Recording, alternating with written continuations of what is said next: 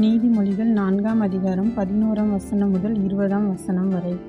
ஞான மார்க்கத்தை நான் உனக்கு போதித்தேன், செவ்வையான பாதைகளிலே உன்னை நடத்தினேன். நீ அவைகளில் நடக்கும்போது உன் நடைகளுக்கு இடுக்கண் உண்டாவதில்லை. நீ அவைகளில் ஓடினாலும் இடரமாட்டாய்.